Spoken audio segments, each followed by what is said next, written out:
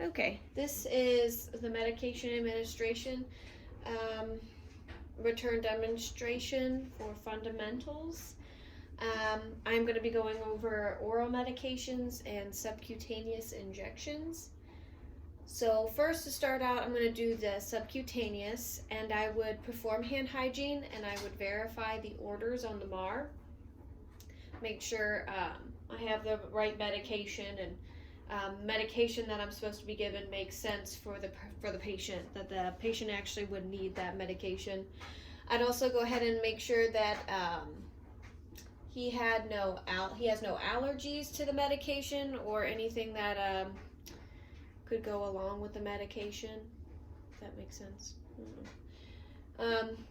I'll also confirm that I have the right patient, of course, and I'll do this would be my first check. First time to do my check to make sure I have the right drug, the right dose, right route, and right time, and make sure I have the right patient, of course, for sure.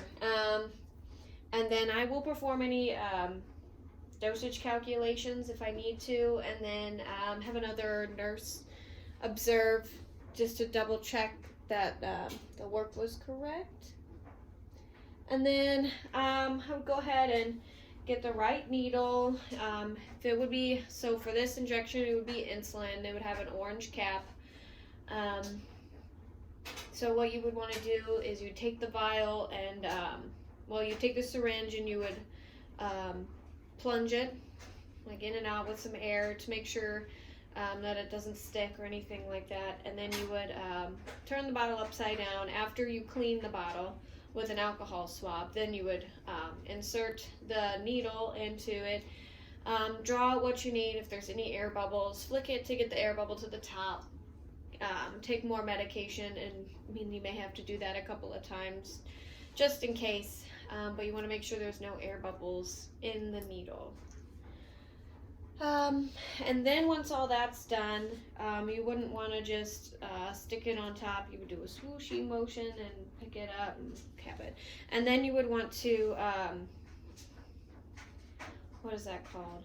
Oh my gosh, you'd write on it and make sure that you have your initials, the drug that is in the needle, in the syringe, and then how much of the drug is supposed to be in there, and I think your initials.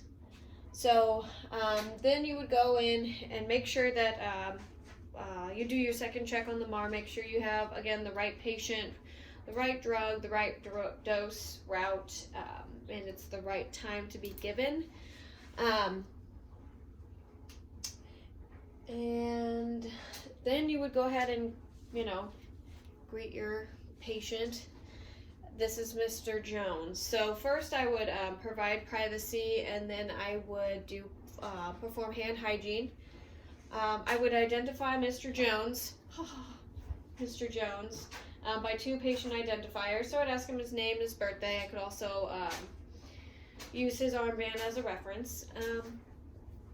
Excuse me. I would confirm again that the patient didn't have any allergies. I'd ask Mr. Jones himself just in case he had forgotten to mention something.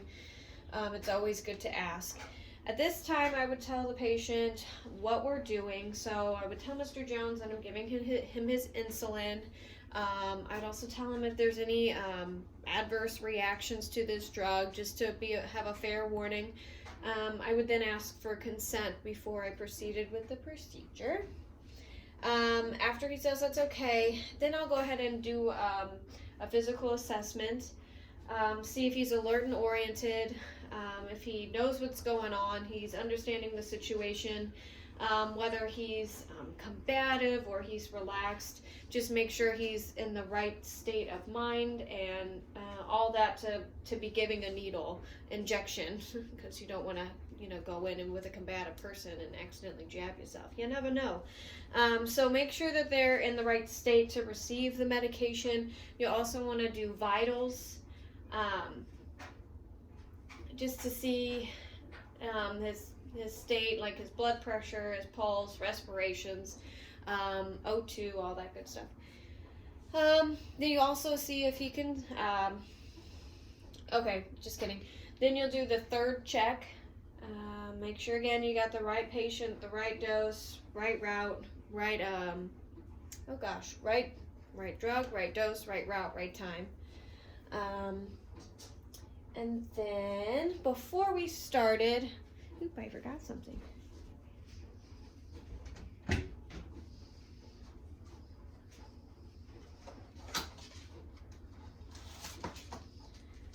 want to be extra precise when I'm doing this. I forgot. Okay, so first you would inspect the lower abdomen. You would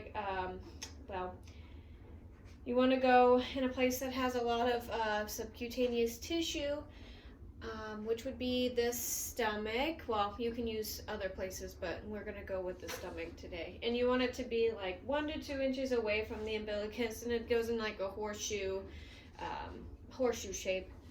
So you want to ask him what area he got the shot in last time. So if he got it on the left side, we're going to go ahead and do it on the right. And then we're going to go ahead and clean the site. So we're going to go right here. So we're going to clean in a circular motion outward. And there we are. So then I'll go ahead and take this off.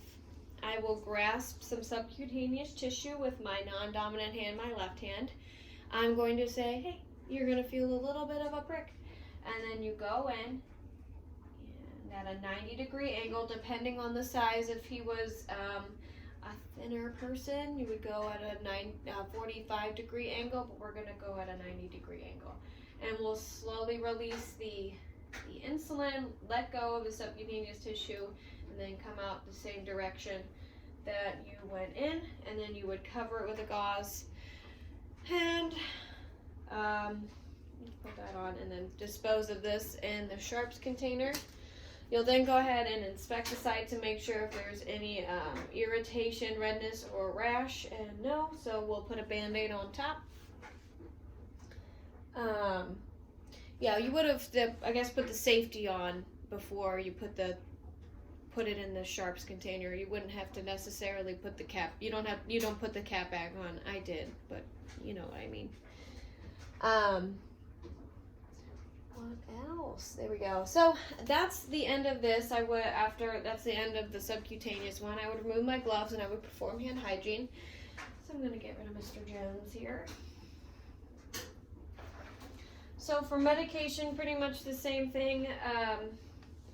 For hospitals, I guess they would have pre-packaged. I've never worked in a hospital, but in our e-cart at my skilled nurses facility, we have bubble cards and over-the-counter medications just as bottles. So I know how to do that. Typically, we pop out our medication before we give it, but in a hospital setting, you would keep it in the package before giving it to the person, and then take it out when you're at bedside. That way they can see that. You also scan it or whatever. I believe you scan it. I don't know. But yeah, also it'll give them, you can show them the actual pill, the name of what's on the package, open it up in front of them, and they can see the pill. So while I'm at the MAR, I will check to see I have the right medication, the right dose, I have the right person, and I'll make sure that person doesn't have an allergy to the medication I'm about to be giving. So today I'm going to give Mr. Jones Tylenol and an antihistamine. One's PRN, one's a routine one, I guess. So I will make sure I have the right drug, the right dose, the right route, and it's the right time to be given it. So if it is a PRN and it's like every 4 hours, you want to make sure you check the last time that person got medication. Typically it won't let you sign it out, at least on my facility's MAR, but they are supposed to be signed out with initial and time and date. We have an electronic one, so it does that themselves, I guess. So you will go ahead and pop the medication or pop it out, take it out, and you're going to be putting it in here. So, say you're in skilled nursing, you wouldn't be able to touch the medication and then drop it in. That's it. So, I have that and that. Again, you check to see you have the right medication, you're on the right person, right medication, right amount, so right dose, and it's the right route, and it's okay to be given, and they're both supposed to be oral medications. So I'll go into Mr. Jones's room. Excuse me. So I'll go into Mr. Jones' room. I would do this. You would check to the MAR again to make sure that you have the right medication, right dose, right time, all that. You'll also ask him again. You'll also ask him if he has allergies, because sometimes the MAR doesn't always have all the information. Things may have been forgotten. I'll also test the ability of them to swallow. That was a weird way to phrase it. Typically on the MAR, they say if they say their diet, so if they're mechanical or pureed. Also, it tells you if they're thickened liquids like nectar, honey, and pudding. But sometimes, even when they don't have that, they can have that funky of a day. Just test to see if they swallow. If they have more trouble, then you can crush it up and put it in some applesauce, and all that good stuff. So now that I know that Mr. Jones can swallow, I'll just I already would have raised the head to bed to a high Fowler's position. Test his ability to swallow. He's okay. He took the medication. After I pop that out, then he takes the medication. And you'll leave the bed up at a 30-degree angle. You'll dispose of the medication in the correct area. So if they refuse, I guess this is kind of a question as well. So when I have extra medication, or like a pill, say a pill had fallen on the floor, I pick it up and I dispose of it in the liquid that the nurses do with their narcotics. But I've been told repeatedly that you can put them in the sharps container. I don't think that's true. So it's kind of a question that you can answer for me too. I've always put it in that liquid that destroys the medication. But so he took it. I don't have to dispose of any medication. I can throw away the pill cup into the trash. I will then assess to see if he has any pain, anything like that. I would make sure that he took it. I wouldn't just set the pills down and leave it. He would have to swallow them in front of me. I also had to make sure at one point in time for one resident that I looked under his tongue as well, because he liked to hide them. Even after telling him it's okay to not take them. Whatever.